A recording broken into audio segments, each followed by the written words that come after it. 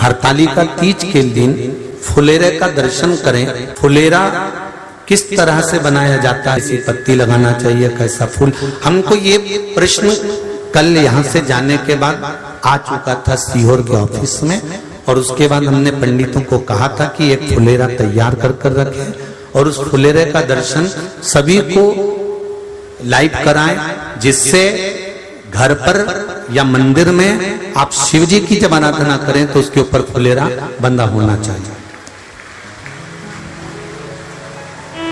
जैसे ये शिवलिंग आपने बनाया बालू रेत का, मिट्टी का, जो शिवलिंग का निर्माण करा है, उस शिवलिंग का निर्माण करने के बाद में आपके मध्य में जब आप शिवलिंग बनाते हो घर के अंदर हॉल में या मंदिर में, तो ऊपर कोई कुंडी वगैरह लगी हो, पंखा लगा हो, उस पे से रस्सी बांध कर लेकर आकर इस फुलेरे को इस तरह से शिव जी के ऊपर लटकाया जाता है। इसको फुलेरा कहते हैं। ये भगवान शंकर का अखंड सौभाग्य देने का फुलेरा होता है, जिसको माता पार्वती जी, उमा, कात्यायनी देवियों ने इसका स्मरण किया।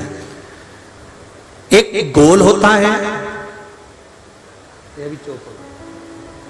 गोल, चौकोर, तिरछा, जिस तरह से भी बनाना हो, पर शिव जी के ऊपर नीचे शंकर भगवान होते हैं। ये थोड़ा ऊंचा, जिससे पूजन भी आराम से हो जाए, इसको ऊंचाई की ओर लगाया जाता है, जिससे भगवान, जैसे अपन जलाधारी लगाते हैं, उसी तरह से इस फुलेरे को लगाया जाता है। तो इस फुलेरे में कहीं ना कहीं पत्तियों को भी लगाना चाहिए। माला के साथ में कोई आम की पत्ती हुई, अशोक की पत्तियां हुई, उसका भी स्मरण इसमें आता है महाराज, उसका भी स्मरण। जैसे भगवान देवाधिदेव महादेव का शिवलिंग का दर्शन हो गए सबको फुलेरे का, अरे जम के तो बोलो, हो गए ना। और जितने लोग आस्था पर सुन रहे हैं, जितने लोग फेसबुक यूट्यूब पर सुन रहे हैं, अगर आपके स्मरण में फुलेरा नहीं हो तो उसका दर्शन अवश्य करिएगा। शिव मंदिर में अगर जलाधारी भी लगी हुई है तो जलाधारी से फूल बांधकर नीचे की ओर लटकाना चाहिए, पर लटकाना चाहिए, फुलेरा बनाना चाहिए।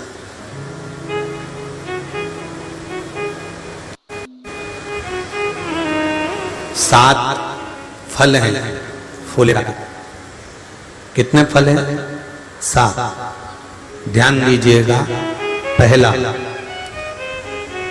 फुलेरा जो नारी व्रत करती आती है और व्रत कर्म उसका चलता रहता है, उस व्रत कर्म के अंतर्गत मान लो किसी कारणवश बीमारी में, कोई गमी के अंतर, कोई सूतक सावड़ के अंतर्गत अगर नारी पूजन नहीं कर पाती है, पूजन नहीं कर पाई और उसने केवल फुलेरे का दर्शन ही कर लिया, अपने पलंग पर पड़ी पड़ी भी फुलेरे का दर्शन कर लिया है, तो नारी को हरतालिका तीज के व्रत का फल प्राप्त हो जाता है।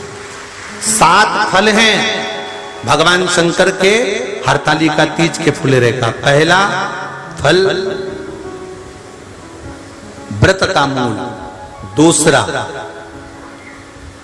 यदि कोई नारी आई और उसके संतान नहीं, 10 साल, 8 साल, 5 साल, 6 साल, 7 साल, 12 साल, 15 साल हो गए, उस फुलेरे का मात्र स्मरण कर कर एक पुष्प भी उसने अगर हल्दी कुंकू का लगाकर उस फुलेरे का टच कर कर भगवान शिव के पावन चरणों में रख दिया है और विनती कर कर गई है, तो अगला फुलेरा वो खुद बनवाती है, उसकी गोदी में संतान आ ही जाता है।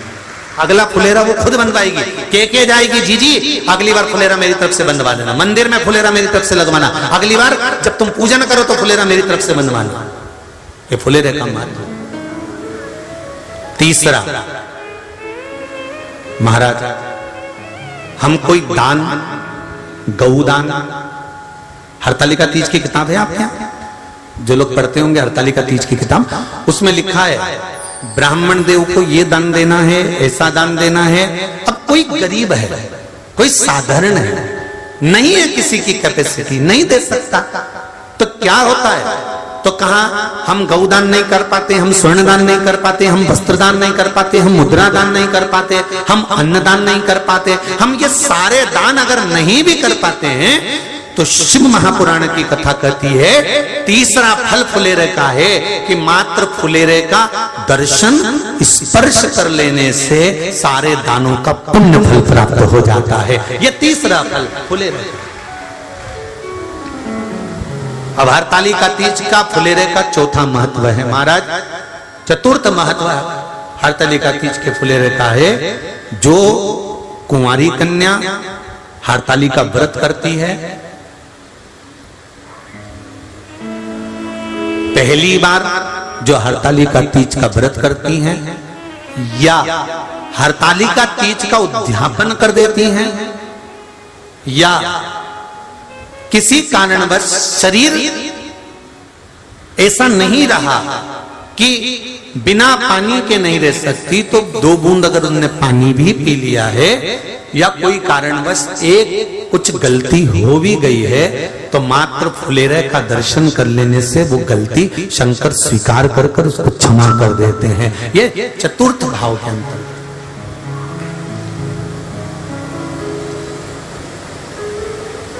फुलेरे का अगला वर्णन करा गया महाराज शिव तत्व की ओर, शंकर भगवान की ओर।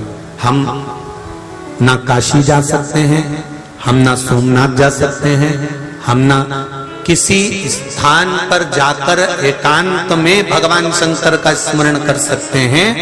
मान लो हमें एकांत में बैठकर शिव की भक्ति करना है, किसी मंदिर में किसी देवालय में जाकर भक्ति करना है, तो फुलेरे का मात्र दर्शन करने से, पूजन स्मरण करने से उस भक्ति का फल भी हमारे खाते में आ जाता है। और फिर अगला आखिरी का जो वर्णन किया गया है वो कहा गया कि पार्वती मैया गुफा में जाकर भगवान का भजन करती थी, शिव का स्मरण करती थी और फिर अपनी सहेलियों के साथ बैठकर शंकर का स्मरण करा, जिसका फल पार्वती को मिला। तो कहा हम ना किसी गुफा में प्रवेश कर सकते हैं, ना हम किसी गुफा में या जंगल में जा सकते हैं। इस फुलेरे के नीचे शंकर भगवान की जब अर्चना करते हैं, आराधना करते हैं, हरतालिका तीज के दिन फुलेरे के नीचे हम भगवान शिव की पूजन करते हैं, तो हमारा वन में किया गया भजन का फल ही हमको प्राप्त हो जाता है। ऐसे फुलेरे का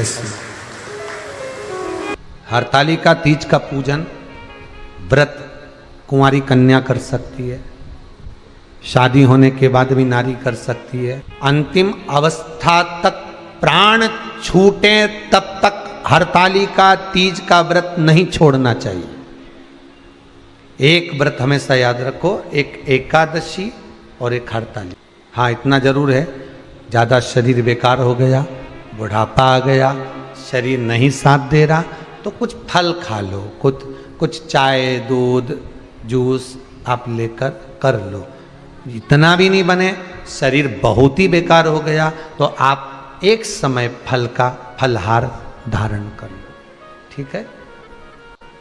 पर हरतालिका व्रत करने वाली माताएं भले उद्यापन कर दे तो उस व्रत को थोड़ा हल्का कर लो। उद्यापन करा मतलब तुमने व्रत को हल्का कर लिया, थोड़ा हल्का कर सकते। हरतालिका तीज का जो व्रत का उद्यापन करते हैं उसमें 5 चीज रखते हैं ना, 5 कपड़े स्त्री के, 5 कपड़े पुरुष के, 5 तरह का अनाज, 5 तरह का फलहार, 5 तरह का फल। तो 5 तरह का जो फल रखाता है हरतालिका तीज के उद्यापन में, दुनिया के लोग उस 5 तरह के फल को केला गिन ले, पपीता गिन ले, मौसम्बी गिन ले और अनार गिन ले, संतरा गिन ले, सब कुछ गिन लेते हैं, पर उस 5 तरह के फल में धतूरे को नहीं गिनते। पर शिव कथा में वर्णन आता है, हरतालिका तीज के उद्यापन में लिखा हुआ है सबसे पहले 5 फल अगर गिनना है तो उसमें पहले धतूरे को गिनो, क्योंकि शंकर को वो प्रिय होता है, शंकर उसको स्वीकार कर लेता है। और धतूरा शंकर भगवान को क्यों चढ़ाया जाता है उसका प्रसंग आपको पहले भी कहा, आज फिर कहते हैं। धतूरा जब हम भगवान शंकर को समर्पित करते हैं तो हमारा कोई कार्य अटक रहा होता है, जिस कार्य को बार बार एग्जाम में बैठ रहे हो, बार बार परेशान हो रहा है, बार बार इंटरव्यू देने जा रहे हो, नहीं हो रहा, एक बार धतूरे को हृदय से भगवान को प्रेम से, करुणा सागर मेरे शंकर को दिल से एक बार वो धतूरा भगवान से विनती कर कर उसको चढ़ाओ तो सही, भगवान तुम्हारा कार्य सफल कर देगा। पर दिल से चढ़ाना, हृदय। हरतालिका तीज की पूजन करने वाले को चाहिए कि बालू का, मिट्टी का शिवलिंग बनाना चाहिए। फुलेरा जो बनाया गया है ऊपर शंकर जी के ऊपर लटकाने के लिए, टांगने के लिए, उसके नीचे शिव, पार्वती, गणेश जी की सुंदर बालू की मूर्ति बना लेना चाहिए। पार्थिव लिंग का निर्माण कर लेना चाहिए। शिव की आराधना करना चाहिए। जो फल आपके पास में हो शंकर को समर्पित करना चाहिए, पूजन करना चाहिए, आराधना करो।